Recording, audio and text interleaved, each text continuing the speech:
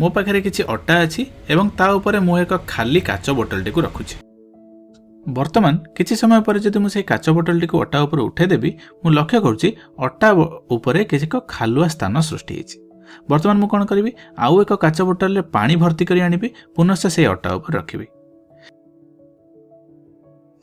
वर्तमान मु जेतेबेले काच पूर्ण बोतलटी को बाहर कर दूची ताले मु देखुची अटा उपरे एक अधिक खालुआ स्थान सृष्टि होउची।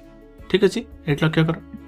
जदि आमे तुलना करिबा कि केउ केस रे अधिक खालुआ स्थान सृष्टि होइची ताले आमे लक्ष्य करिबा एठी किछि एतिकी खालुआ स्थान सृष्टि होइची एवं डाहाण पार्श्व रे किछि अधिक खालुआ स्थान सृष्टि होइची। ताले तुमे क्लियरली कहि परिबो जे जेउ बोतल रे अधिक पानी थिला सेइथिरे सेई बोतलटी अधिक खालुआ स्थान सृष्टि करिछि। जदि आमे एहाको चाप क्षेत्रफल किंबा बल को नहीं आलोचना करिबा ताले आमे कहि परिबा जे क्षेत्रफल तो बहुत केस रे समान थिला किंतु बल अलग अलग थिला। तेणु जेहेतु क्षेत्रफल समान थिला प्रथम केस रे आमे लक्ष्य कले जेतेबेले खाली बोतल आमे नेथिले बल कम थिला एवं द्वितीय केस रे जेतेबेले आमे पानी बा जलपूर्ण बोतलटी रखिले सेथरे बल अधिक हैला।